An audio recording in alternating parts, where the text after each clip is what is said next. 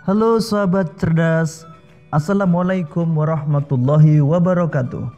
Pada kesempatan kali ini kita akan belajar pada tema 3, makanan sehat. Subtema 1, bagaimana tubuh mengolah makanan, dan kita sampai pada pembelajaran keempat. Sahabat cerdas, sebelum kita mulai pembelajaran kita, jangan lupa untuk berdoa terlebih dahulu. Sekarang coba kalian perhatikan percakapan antara Siti dan Lani berikut ini.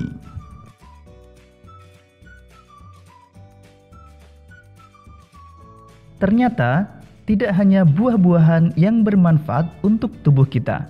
Sayuran pun memiliki manfaat yang luar biasa loh. Aku lebih suka wortel dibandingkan dengan sayuran lainnya. Oh ya, mengapa kamu lebih suka wortel, Lan? Tentu saja aku lebih suka wortel, karena wortel mengandung vitamin A yang tinggi. Wortel ini sangat baik untuk mataku. Oh iya juga ya, Lan. Aku jadi ingin lebih tahu tentang wortel dan petani wortel. Sahabat cerdas, sayuran merupakan salah satu jenis makanan sehat. Perhatikan peta pikiran berikut ini untuk mengenal lebih jauh tentang sayuran. Dari mana sayur kita dapatkan? Kita mendapatkan sayur dari kebun yang menanam sayur dan mereka jual ke pasar. Siapa yang menanam sayur? Yang menanam sayur adalah para petani sayur. Apakah peranan petani bagi kehidupan kita? Peran petani bagi kehidupan adalah penyedia makanan pokok bagi kita, mulai dari beras, jagung, ubi, gandum, buah, dan sayuran. Bagaimana cara petani sayur memanfaatkan lingkungan hidup? Para petani sayur memanfaatkan lingkungan hidup dengan cara menanam sayuran untuk memenuhi kebutuhan mereka. Petani sayur menanam di ladang, sawah, dan kebun.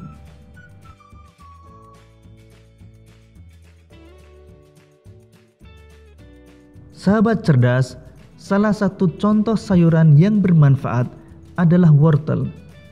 Untuk mengenal lebih jauh tentang wortel, mari kita baca bacaan berikut ini. Mengenal wortel. Sayuran termasuk daftar makanan yang harus dikonsumsi setiap hari. Seperti halnya buah-buahan, sayuran juga menyuplai serat yang sangat dibutuhkan oleh tubuh untuk memperlancar proses pencernaan. Banyak sekali jenis sayuran yang dapat kita pilih untuk dikonsumsi, baik untuk dimasak, dimakan sebagai lalap, maupun dibuat menjadi jus. Dibuat seperti apapun, kita masih tetap bisa merasakan manfaat sayuran bagi kesehatan kita.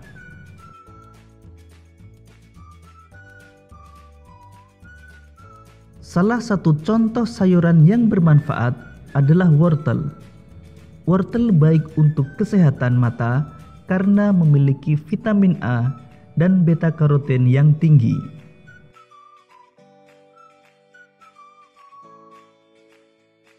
Lalu seperti apakah kegiatan petani wortel yang berada di balik tanaman yang berkhasiat ini?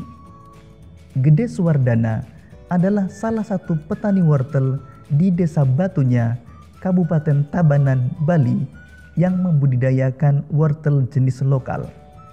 Suwardana memaparkan, selama masa tanam, para petani rutin memberikan pupuk pada awal masa tanam. Menurutnya, pemberian pupuk di awal masa tanam sangat berpengaruh terhadap perkembangan tanaman. Pupuk yang mereka gunakan adalah pupuk organik.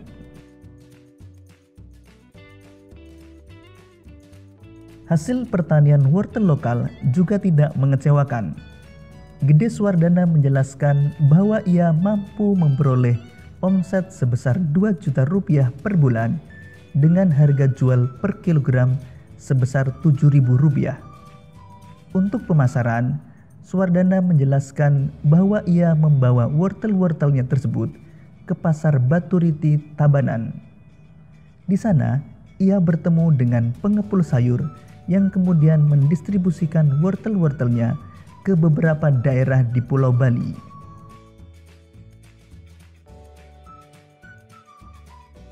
Dalam dunia usaha pertanian, ada 3 pihak yang selalu bekerja sama, yakni pemasok, petani yang bersangkutan, dan distributor yang membeli sayur mayur atau buah-buahan dari petani.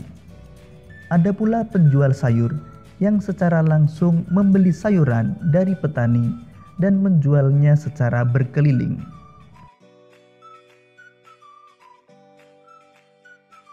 Sahabat cerdas, pada bacaan mengenal wortel, kita menemukan adanya interaksi dengan lingkungan alam dan interaksi dengan lingkungan sosial.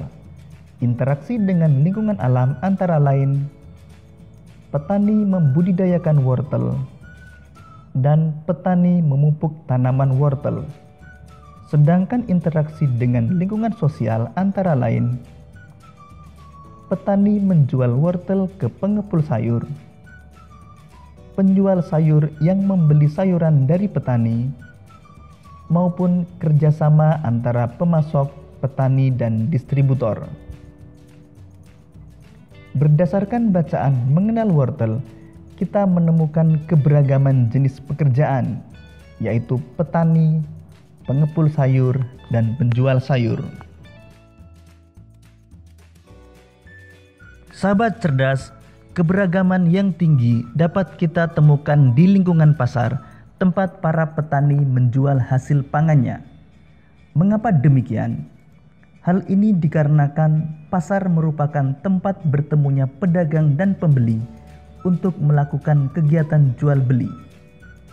Para penjual dan pembeli yang bertemu di pasar bisa berasal dari berbagai suku, agama, dan tingkat sosial ekonomi. Oleh karenanya, diperlukan rasa toleransi dan tenggang rasa yang tinggi agar kerukunan tetap terjaga.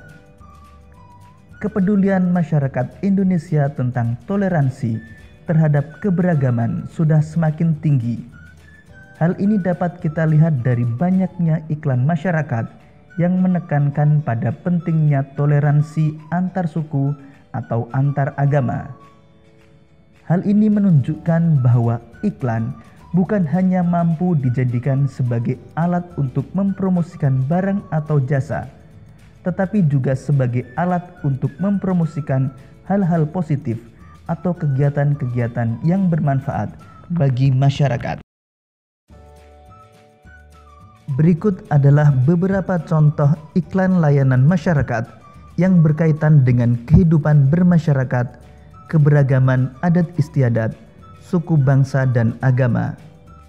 Sekarang mari kita identifikasi unsur-unsur iklan pada kedua iklan tersebut.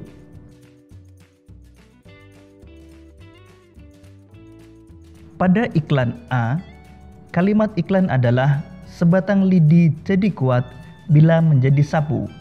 Sebuah bangsa menjadi kuat bila tetap bersatu. Mari bersatu untuk maju. Kata-kata kuncinya adalah mari bersatu.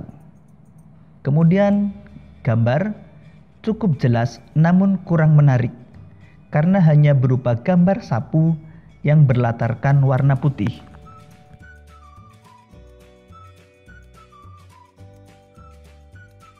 Iklan B. Kalimat iklan, kedamaian ada ketika kita mau menerima perbedaan. Rayakan perbedaan dengan kebersamaan. Kata-kata kunci, menerima perbedaan. Gambar cukup jelas dan menarik. Sahabat cerdas, salah satu keberagaman adalah keberagaman adat istiadat. Tahukah kalian tentang upacara Rambu Solo di Tanah Toraja? Untuk lebih jelasnya, simak penjelasan berikut ini. Sebagai salah satu tempat yang terindah di Indonesia, Tanah Toraja di Sulawesi Selatan yang menyimpan begitu banyak pesona alam dan adat istiadat yang unik dan sangat menarik untuk dinikmati. Berkat kekayaan budayanya yang luar biasa, Tanah Toraja bahkan dimasukkan ke dalam daftar sementara warisan dunia oleh UNESCO pada tahun 2004. Adalah sebuah upacara kematian yang dinamakan Rambu Solo, yang merupakan upacara mengantarkan sanak keluarga yang telah meninggal dunia ke alam baka. Upacara ini biasanya dilangsungkan secara meriah selama berhari-hari serta melibatkan seluruh penduduk desa. Demikian tadi sahabat cerdas pembelajaran kita pada tema 3, subtema 1 dan pembelajaran keempat. Untuk menguji pemahamanmu, kamu dapat mengerjakan latihan soal yang terdapat pada deskripsi video ini. Sampai jumpa pada pembelajaran berikutnya. Tetap semangat dan selamat belajar.